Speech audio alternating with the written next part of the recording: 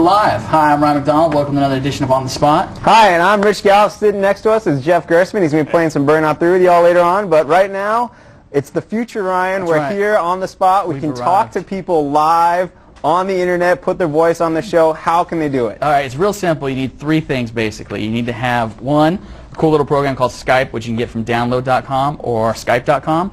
It's a real small package. You can go ahead and download it. It's real fast. Second thing you need is a microphone of some type, so you can use your PC for this internet call. That's what Skype allows you to do. Make a toll-free call. The program's free. Everything's free.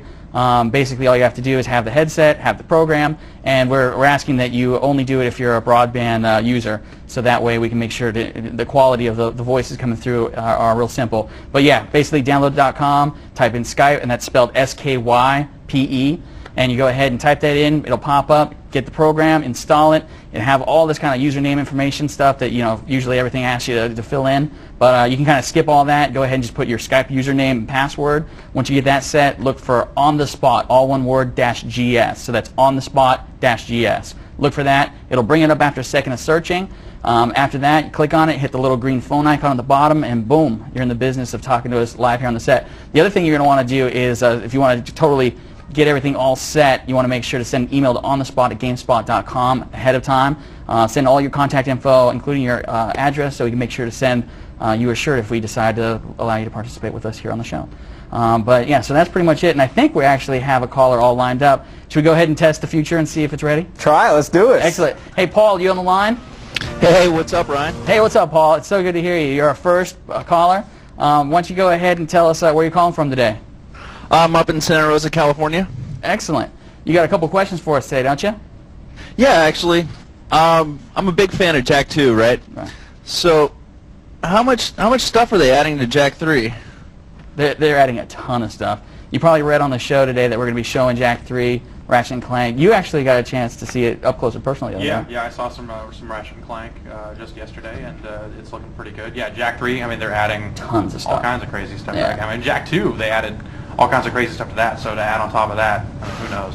The one thing I definitely saw, I know a lot of people that were fans of the Jak series have always wanted to play more of the Daxter, and one of the levels I got to see was really awesome, was Daxter basically holding on as tight as he could to a rocket that was going like 1,000,000 miles an hour, and the rocket's skipping over this water, and you got to control it and hit these icons just at the right time. So there's lots of cool new stuff. Jak 3, I mean, I don't know the percentage, but I can tell you from what I've seen so far, it seems like they've added a whole lot. So definitely be on the lookout for not only the stuff we have in the show, but also more stuff to come in the next week or two. Do you have any other questions for us before we go? Yeah, you bet. Actually, is Daxter going to be making in the series now? Oh, yeah. You going to be able to play him? Little playable character. Yeah, that was actually what I was talking about, that little rocket thing. So I saw that for sure, and I know they have a couple other places he's going to show up as a playable character. So yeah, definitely look for that stuff. I think in the clip we have today, I'm not sure if it's actually in there, but there's some video that we have of Daxter skipping around on that rocket. So be on the lookout for that. Anything else we can help you out with before we let you go? Yeah. Is that the final game in the series for Jak? That's a good question. They're always hesitant to say, what they're going to do with a series, if they're going to keep it going past 3. I mean, people like to kind of round it out with a trilogy, but I expect we'll keep seeing games with Jak. And I mean, he's a very popular character for Sony. Made a lot of money for him, so I don't see why they would stop it now. And I guess the thing that they were saying that's got people thinking this is going to be the end of the series is like they're saying this is going to be the end of like the precursor legacy storyline, right? Yeah, so they'll end the arc, and then who knows? I'm sure we'll see Jak and Daxter on the PlayStation 3 or PSP somewhere down the line. Well, that's cool. I look forward to that. Oh yeah, definitely. So I think that takes care of you today. Is there anything else before we let you go? Yeah, you guys going to be playing some Burnout 3 today online? Jeff is playing Burnout 3 online as we speak. Right now. If you want to play against Jeff on Burnout 3, if I have PlayStation 2, get online. His name is On the Spot. It's pretty hard. There's spaces in it. That's the trick. On space the space spot. He's in the game right now. He actually was winning for like the first quarter of a lap right there while answering the Jak and Daxter question, which is pretty impressive. But now he's got to do a little catch up. But yeah, PlayStation 2, fire it up, On the Spot. Look for him. Join in his race, have some fun, and yeah, Burnout 3. Excellent. Thank you so much for joining us today, Paul. Appreciate it. Have a good one. Hey, you guys are great, man. Thanks a lot. Right on. Thanks a lot. Thanks for calling, Paul. We'll definitely, we got your mailing address, so we're going to be sending you out a shirt and a DVD for participating today, so thanks a lot. Should we go ahead and get on with the show? Sure, yeah, and if other people want to call in just like Paul did, you can get on download.com, look for the program, it's called Skype, S-K-Y-P-E, or go to skype.com, download it, run it, give us a shout. The name was it On the Spot -GS? That's correct. On the Spot -GS. Let us know, give us a shout. Also, we'll of course still be taking your questions via this page you're looking at right now. See the form if you're a GameSpot Complete member. Fill it out. We'll get your question. Homer will run it up to us. We'll ask it. It'll be great. And if you don't see a box, that means you're not a GameSpot Complete member. So sign up. The one thing that, before we move on and tell you all the fun stuff we have in the show, and I'll do this real quick because I know we're eating our time already, is I have a feeling that there's going to be a million people trying to use the Skype thing. Because like we usually have a ton of questions by now. Questions are looking a little light this time, so I think everybody's trying to give us the call and get their voice heard. So there's no better chance than now to get your question heard. Just while everyone else is running around getting Skype, do the end around, come back with a reverse. You know, you'll get your question on the air. Fill out the form. Email on the spot at GameSpot.com. We'll get it. We'll answer it. It'll be good. Excellent. So continuing with the show, today we got all kinds of good stuff lined up for you. I know one of the first things we're going to show you is a little Midnight Club 3, and the little Midnight Club 3 we're going to be showing you is a dub edition from an event that took place this past weekend, and there's lots of cool stuff in there. I think we got some footage of Shaq's ride as well as like nice. you know, and some Red Man in there, I think. So there's all kinds of fun stuff on that. What else we got? What else? So we're just talking about Jak 3. Jak 3 and Ratchet and Clank 3 Going Commando. Both these games coming out in November. A lot of people want to know more about them. We have information on both of them. Oh, wow. Yeah. Little head-to-head platform action? A little head-to-head platform action, although most people probably get both games anyway, so Yeah. what kind of hit it is. But yeah, great games, great information. Stay tuned. Then we're going to be taking a look at Sony's latest EyeToy game, AntiGrav. They had it at the Metreon earlier, or actually it was late last week, and they showed it off. We have a couple little excerpts from the developer interview we shot there, plus a look at the game. It definitely looks cool. It looks like the first one is going to try to do something different other than you slapping stuff on the screen. It looks like you'd be, moving little snowboard action. So It doesn't even show you on the screen. It doesn't, no. So that's different right there. it's totally crazy because it's like almost like a little marionette, little puppet. It's like you got your dude, you're doing the jumping and stuff. He does it. Crazy. We're living in the future. It's crazy. Jeff already won his first race. PlayStation 2 on the spot is his account. Burnout 3, you want to play against him, hop on. What are you doing? Some Super Series racing in the Silver Lake District? Is that what I saw? Little Super Series, and the name of the game also is on the spot. So just search for that, jump on in, and I'll wreck into you a bunch. Sweet. It'll be a lot of fun, of course, and we can't say it enough. You want to get your voice on the air, Skype.com, download.com, look for the program Skype, S-K-Y-P-E, and fire us your questions on the on-the-spot page you're looking at right now. But enough about what we're going to do. Let's go ahead and get down to it. Let's go ahead and take a look at our Midnight Club 3 Dub Edition video from the event. Let's take a look.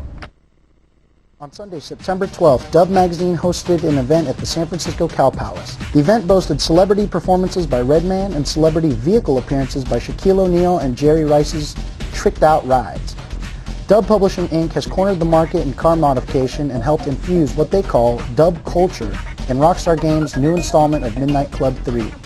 Representatives from both Dub Publishing Inc. and Rockstar Games San Diego were at the event giving us an inside look at what's hot in their latest game. I'm Eric Smith, and I'm a producer at Rockstar Games in San Diego. Right now, we're working on MC3 Dub Edition. MC3 Dub Edition is the next iteration of our Midnight Club series, and basically, in MC2, we wanted to do customization, but we just never got to it, so the natural progression was to get customization into MC3, and we partnered with Dub. Well, we wanted to capture the whole Dub vibe in the game. Rockstar approached us a couple years ago, and they were working on the Midnight Club 3 game, and we were fans of Midnight Club 2, so we knew that Midnight Club 3 was something to look at. They came to us for guidance as far as the aftermarket and the customization goes. So we were able to kind of, dissect what are the hottest, brands, what are the hottest customization accessories, which vehicles should we license. We have old classic muscle cars that you could put anything from hood scoops to air scoops. You put side pipes on it, rear pipes, change the color of the trim, put the rim size on the car, change the rim size, change the profile size. It's just, there's so many things you can do with it. It's pretty amazing. I mean, you could pick any car, you start off with a stock vehicle, and from there you can basically do anything that you can imagine. I mean, airbag suspensions, custom color everywhere. I mean, not just the color of the body, but the color of the accents, color of the chrome, color of the wheels. size of the wheels, width of the wheels, ride height, tint of the windows, body kits. We have licensed parts by Bomex, Camineri, tail lights, by Elegante. For the luxury sedans, we've got kits by Arabuni and Lexani. We've got all kinds of name brand rims. If you want to do it to your car, you can. Well, one of the best things about MC2 were the motorcycles. So we went out, we got Ducatis, we got Aprilias, we got Kawasaki's, and we've enhanced the motorcycle experience. But we realized that with that, what's kind of the dub scene customization, so the best thing to do is go to choppers. So the choppers, it was huge in MC2, and it's going to be even bigger in MC3. One of the cornerstone features of the game is just a freeform environment where I can just jump in the car, race with friends, jump in any progressing game, just kind of jump in there and just kind of show off my car. Ask people what what are they doing to their car, how did you make that, Those kinds of things I think are what interests us the most. You can look for Midnight Club 3 Dub Edition in late January on the PlayStation 2 and Xbox.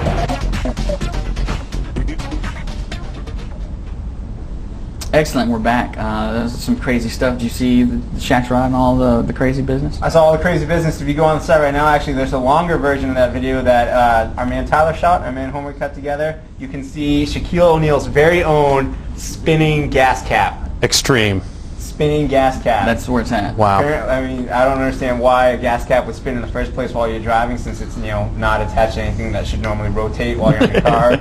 But sure, spinning gas cap. Jerry Rice, 28-inch rims. Jerry Rice, you're too old to do that, man. I'm sorry. Just retire gracefully. The craziness with all the dub stuff and everything and racing game stuff is that Jeff Gerstmann is continuing to kill people at Burnout 3.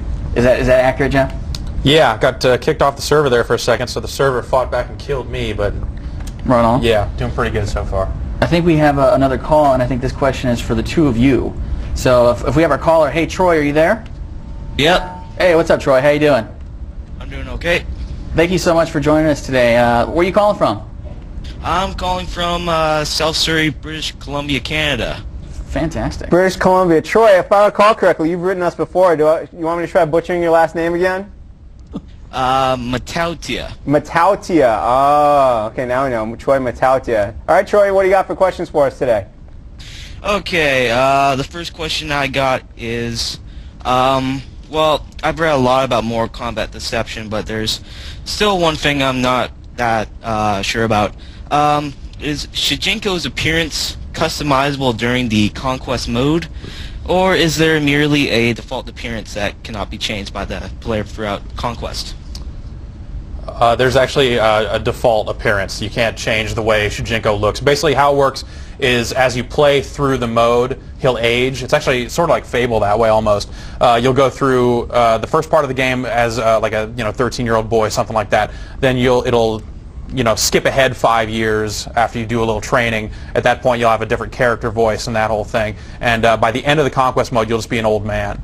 So I think you'll be able to actually customize which fighting styles he has, but I don't think you'll be able to customize Shujinko's look at all. But it will change as you go along. Right. Nice. Do you have another question for us, Troy? Yes, I do. This is for Rich. Do you have any information on the next episode of Button Mashing? Oh, the next episode of Button Mashing, yes, actually, we have 3 more contestants lined up. We haven't gotten them into the studio yet, but we're going to be, I'm going to say we can't do it next week because everyone's going to be gone at TGS, but the week after that, look for another episode of Button Mashing to make its way on a GameSpot. Excellent. Yeah. And that ringing you might have heard was actually our little crazy phone system all ready to go. And you can actually change the options so that you can get rid of that ringing so that we don't hear it here. Oh, okay, very cool. So you just go, I think it's like, it's one of the things you go down and boom. This crazy Skype program, you're just throwing everyone into it right now. It's crazy. Exactly. It's crazy. Options, menus, everything. The future has ringing noises, apparently. Thanks for participating, Troy. Yeah, Troy, we'll send you a GameSpot t-shirt. We got your mailing address. I'm pretty sure you may already have a couple or 1 or 2 from winning Let's GameSpot Trivia, if the Trivia Robot reminds me correctly. But yeah, we'll send you another one. Thanks for calling in, Troy. Excellent. Do you mind if I take one of our GameSpot Complete questions real quick before we go? This is a good one. This one comes in from our good friend Mark in Columbus, Ohio. Mark wants to know, the Tokyo Game Show is coming up fairly soon. What sort of stuff can we expect there, and what are you most excited about? I know I'm super excited. I can talk all day about the Tokyo Game Show, which is pretty much like next week. So be sure to come back to the site and check on all the coverage. I know you probably got a whole bunch of stuff you want to see. You know, pretty much it starts and stops with PSP for me. I mean, there's going to be a ton of really cool console games there, but this is actually probably going to be the first time that people are going to be able to get their hands on the PSP and play games. And I'm excited to finally see how that stuff really looks. Right. They showed off some stuff at E3, you know, non-playable stuff. Look neat. We'll see if it actually holds up, though. Now, they are going to have some DS stuff there, right? There's going to be some DS stuff there. It's kind of up in the air right now. There'll probably be like a couple of DS games, but Nintendo doesn't exhibit at TGS, so you know there won't be any first-party stuff there at all. Gotcha. What about the? I heard rumblings, Tekken 5 maybe. Yeah, dude, Tekken 5 is in arcades over there. Oh, wow. So when we get there, we're going to go play Tekken 5, Right on. you and me. That's awesome. And I'm going to show you some business. All right. I've been playing some Tekken lately, though, so you're going to be in some trouble. You can play all the Tekken you want. Right on. Should we go ahead and take a look at what we got next? Sure. Up next, we have a developer interview with some fine people from involved with Jak 3. That's right. Were they here? Or did we go to them? They actually came here earlier this week. That's great. They did some business. Sweet. So let's check out this interview with the developer from Jak 3. Joining me on set now is Evan Wells, studio director for Naughty Dog. Thanks for coming by today, Evan. No problem. Thanks for having me. And you brought some goodies our way today. Jak 3. Yeah, we're wrapping it up. How far along is the build we're looking at right now? You guys are almost there, huh? Yeah, just 3 weeks to go, so we're wrapping up a few last bugs, putting some polish on, just getting the tuning bouncing just right. You were going to show off some stuff today. What are we looking at right now? Right now we're looking at a little Daxter mission where you first start out in your vehicle, you got to drive around and you're trying to catch these lizards, and when you get your vehicle up close, Daxter actually jumps out of the vehicle and lands on the back of one of the lizards, and then it's just this wild ride where the lizard's running out of control. It's got to steer it into the corral. Now, one of the things you guys have always done, or certainly with Jak 2, is you guys have all kinds of different gameplay elements in there. You guys are blowing it out big time for Jak 3, right? Yeah, Jak 3, we've got more variety in this than we've ever done in any game at Naughty Dog. Just every next turn you're doing something new. Here Jack's jumping in the Dune Hopper, and it's special ability. Each of the vehicles has its own unique flavor, and some of them have weapons, some can jump. This one can jump quite high, and you can use that to help you get to certain areas of the wasteland that you can't in other vehicles. So it's almost like we got some platform gaming in our vehicle challenges as well. Now, I know you guys were talking about wrapping up some kind of the Jak 3 storyline. You want to talk a little bit about that before we go on to our next thing? Jak and Daxter has always been planned to be a 3-game trilogy, and we started off with Jak 1, the precursor legacy, sort of putting out some mysteries and some questions about the universe. We didn't know who these precursors were, where the planet, how the planet was made, where Jak came from, why Dark Eco affected Daxter the way it did. And in Jak 2 we kept adding to the mysteries. In Jak 3 we're wrapping that kind of stuff up. So it's the end of the trilogy, not the end of the franchise. It's got some nice closure at the end. But you know, we definitely are leaving it open to explore more areas of the Jak and Daxter universe. Right on. Now, you guys were going to show us a little boss action before you left, right? Sure, yeah. We got you asked for giant robots, and we'll deliver. So, one thing we're big on Spot is giant robots. All right. Well, about 40% through the game, you finally head through the precursor catacomb tunnels, and you end up back close to Haven City, and you meet up with Viger again for the first time since the opening cinematic, where he's going to call on the powers of the precursor robots to try to take you out. Excellent. And so, like, before we go, this last thing we're taking a look at here, this is a pretty big boss. Yeah, this is the first boss you fight. Jak's got to avoid, you know, the guys attacking him with energy blade, and then he's firing some Dark Eco creatures out of his cannon, and then he rises these, he shoots these lasers which cause the ground to morph into pillars that you then have to use to climb up and reach the trains that are waiting above his head, and then you take out the blockade and you dump a train on his head to take him out. Right on. If you'd like more information on Jak 3, be sure to come back to the site October 1st for an exclusive preview with all kinds of fun information. Thanks, Ryan. That was nice. More information on Jak 3. And is there more of that? Can we find that on the site? What are we looking at? Totally. Actually, I think I just said it at the end there.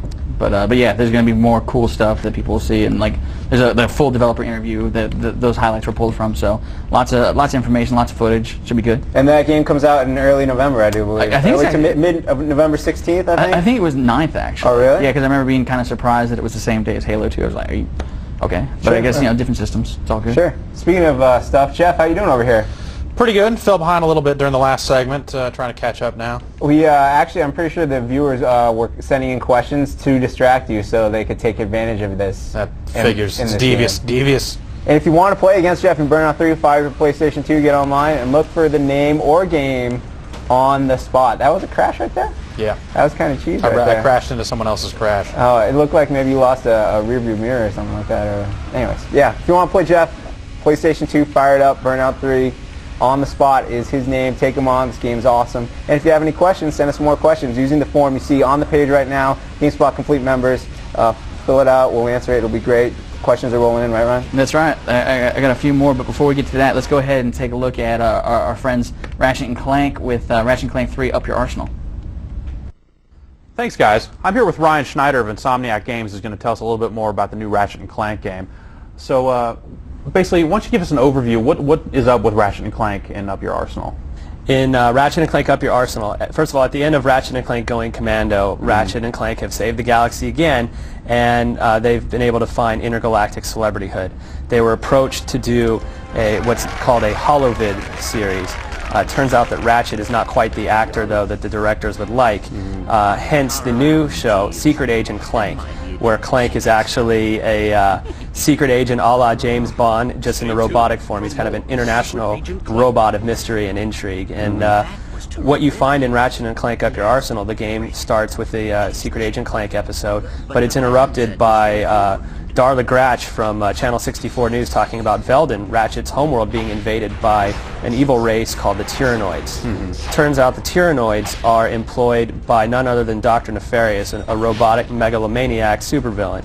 So Ratchet and Clank, together with the Q-Force, are off to basically save the galaxy from organic extinction. Awesome.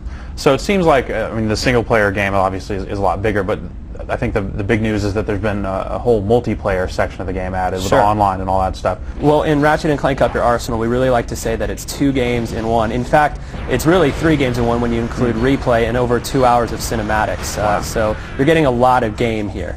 But in the online mode, we actually have 10 distinct online maps, 3 modes within each: Capture the Flag, Deathmatch, and Siege. And within each of those, there's various things that you can set, so you can completely customize your gameplay experience. What's special about the online gameplay in Ratchet and Clank Up Your Arsenal is that the variety of gameplay modes in online. As you mentioned, Capture the Flag and Deathmatch are pretty straightforward, and Siege mode is a little more detailed, a little more strategic. So how many players can play at the same time online? You can play up to 8 players online, and one thing that's special in Ratchet and Clank Up Your Arsenal also is the clans.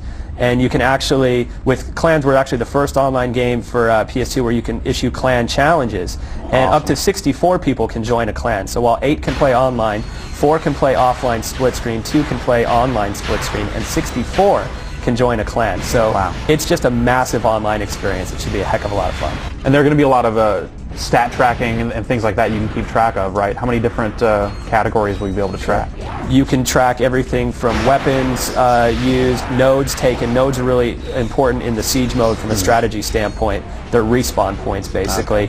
You can track the kills to death ratio, and we're going to have a cheat, in fact, that you can track squats, so to speak. It's a taunt. Cool. So you'll have to figure that one out for yourself. How many times you've taunted someone, that sort of thing? That's pretty cool. Yeah. So it sounds like the multiplayer mode in the game is pretty big, but it's definitely not a slouch in single-player mode either, right? There's a whole big adventure and stuff to go through. Ratchet and Clank Up Your Arsenal is really the most ambitious game that Insomniac has ever been able to do. And we actually have 29 playable locations in single player, spread across 18 worlds. Part of that comes from 2 new types of gameplay modes that have not been seen before in Ratchet and Clank games, one of which is battlefield missions. And these are really cool. They really tie into the storyline because you work in concert with a group known as the Galactic Rangers. Not all robots are bad in Ratchet and Clank Up Your Arsenal, and you work with these Galactic Rangers to take down the Tyrannoids. So the battlefield missions are, picture them as like tactical episodes that occur within a series where each tactical mission might be, okay, drop the defense shield, use the hover ship to take out the enemy dropships, then storm the base, destroy the Gatling guns, overrun the base and clear out the Tyrannoids. So that's really cool. Cool. So a big part of the series has always been, just big, huge weapons, just a wild assortment of weapons. Now there are a lot more weapons in this game, right? Absolutely. There are 20 weapons in Ratchet & Clank Up Your Arsenal. 15 all new weapons, in fact, and each comes with 5 levels of upgrades in the first playthrough.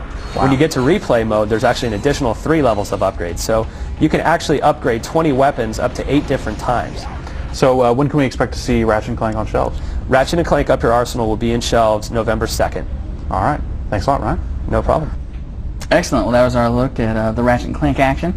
We got all kinds of questions pouring in, and we got some people on the line. Let's go ahead and take the phone question real quick. I think we have Josh on the line. You ready, Josh? Yep. Excellent. Hey, how's it going, man? Not much right now. Right on. Where are you calling from?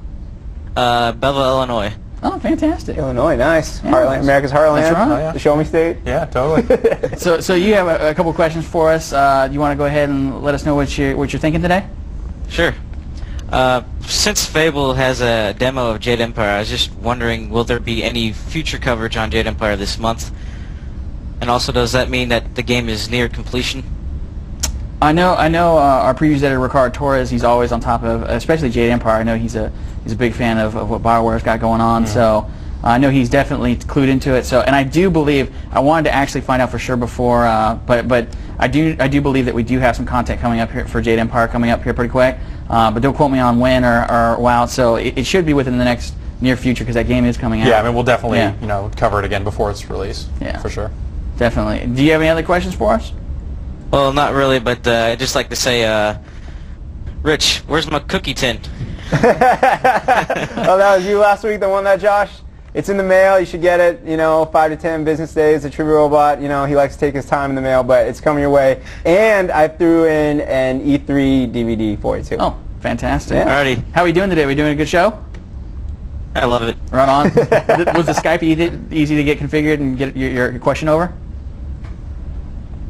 Or he might have left. Apparently, yes. Sure. So yeah, great. super easy. So easy that I'm done. So much for Skype, man. It's cutting people out. A couple quick questions before we get on to our AntiGrav segment. This came from Andre Rios, and this is actually a comment, not a question. He wanted to say good race to you, Jeff. He almost beat you, and oh no, he actually did beat you. Beat you by 5 seconds. Good race though. Okay. So here's a real question for you. This is right up your alley. This comes from Bryce Gilbert from Monroe, Washington. Bryce wants to know that he's noticing that you're playing Burnout 3 for the PlayStation 2 today. For him, it's hard finding good versions of the game. Does Jeff prefer PS2 version over the Xbox for Burnout 3, or is it just a random decision that you're playing this one today? I showed up in here and there was a PS2 setup, basically. No, the Xbox version is way better. There have been some minor problems during peak hours getting online. The EA servers have been kind of getting a little messed up under the load. That's good because actually that's the second part of his question. Yeah, no, there have been some problems with players getting disconnected when they're trying to join games and things. NCAA football on Xbox Live had a similar problem, and it was fixed pretty fast. So I'd expect that EA would probably fix something like this relatively soon. Right. But yeah, no, Xbox over PlayStation 2 without a doubt. There's a lot more people playing the Xbox version too. Really? Yeah. It's like I've been playing the PS2 version exclusively because I wanted to go buy it, and they didn't have the Xbox version. That's why. Yes. So I got the PS2 version, and I've been playing. I haven't noticed any connection problems. So so that was actually the third part to his question. But I do have another question coming in, and this one is for me. This is for Counter-Strike Source. This comes from Audigy in Saginaw, Michigan. The question is, do the experts at GameSpot think Counter-Strike Source, the multiplayer for Half-Life 2, which recently went to VU Games, will it have the ability to last as long as CS 1.6 did, meaning 4+ years, or is this the death of CS as we all know and love? Actually, you know what? I was just talking to my brother's a huge Counter-Strike fan too. Been playing just as long as I have, and we were talking about Source the other day, and pretty much we're in agreement. And some of the other people that work here at GameSpot as well, that Counter-Strike Source is just the next step. I mean, basically they've been building that game every year with new versions that come out, 1.3, 1.4, 1.5. So I think, in my personal opinion, as the resident GameSpot expert on Counter-Strike Source, I definitely see Counter-Strike Source lasting just as long, if not longer. And more so, I think it's basically just going to evolve over time, and just like it has up to this point. But I can see they're signaling for time. I think we got something else though, right? Sure, we have one more segment left for everyone to see. We'll come back after, maybe take a couple more questions. But right now, let's learn about the EyeToy game called AntiGrav. This is the EyeToy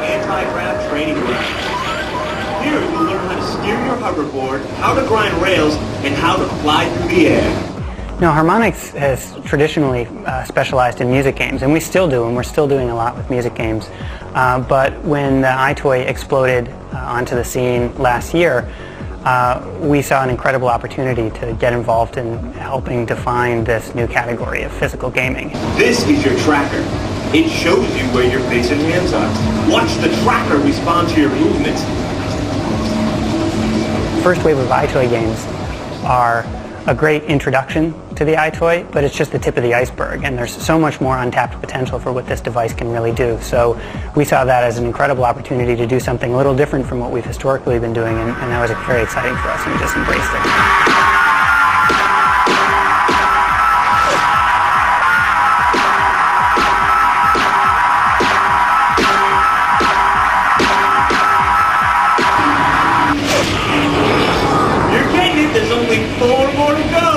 AntiGrav is essentially an extreme sports game, a boarding game that will seem familiar to you if you've played boarding games in the past. But what makes this game so special and so unique is that you don't play it with your thumbs on a controller. You play it with your entire body.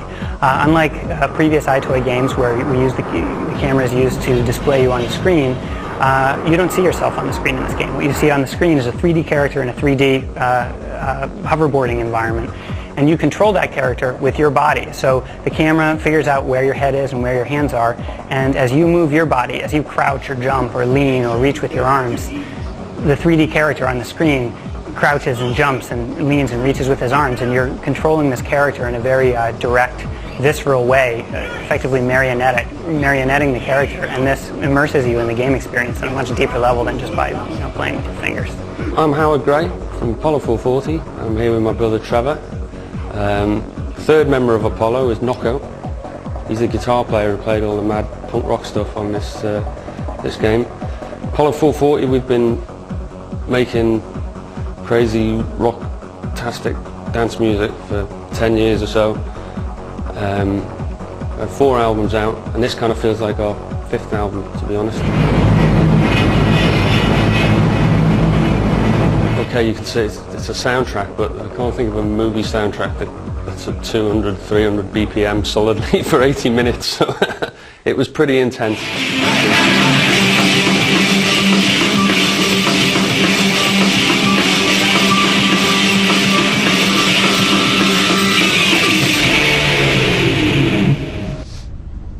And we're back. That's great. It's EyeToy AntiGrav. That game looks crazy. Jeff, what do you know about it? It's insane. I mean, all these EyeToy games up to date have all just been like really simple mini games, nothing too engrossing. This actually looks like the first kind of full-fledged EyeToy game, so it's exciting to see, them actually expanding the concept.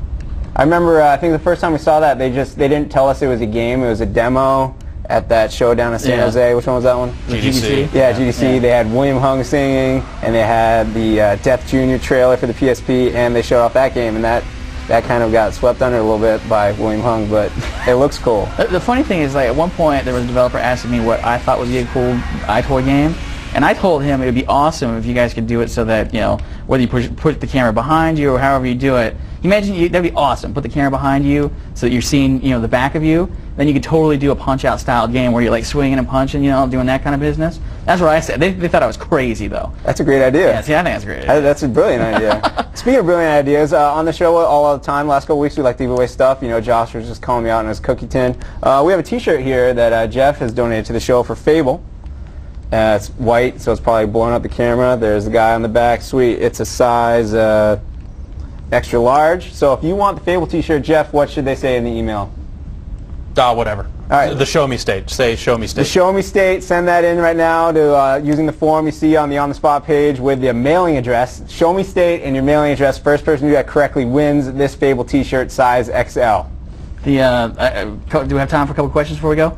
Sure. Excellent. We'll do this one from this comes from San Diego, California, and this is from Lockiness. The question: as a comic book fan of X-Men Legends, has been one of my most anticipated titles. What has been your recent impressions? I don't know. Had either one of you guys seen it recently? I've watched all the movies. The game looks really cool. Looks neat. Yeah, I saw it at one point. They were showing it off, and it looks like it does some of the Baldur's Gate Dark Alliance stuff. Yeah, right? only with X-Men. There's all these team-up moves and all kinds of weird stuff. Yeah, that game could be really cool. Yeah, I'm looking forward to it, and I'm a moderate X-Men fan. Yeah, So- I have no interest in the X-Men, and that game looks pretty cool. Right on. That's cool. Right on. I got a bunch of other ones. Do we have time? Let's say one more. One more? Homer keeps giving us the wrap it up sign. Okay. So. Yeah, I can see Yeah. Homer over there with the thing. We have some winners, by the way. Oh, very cool. Maybe we'll just end on that. This one comes in. The number one is Neil Christie from Scotland.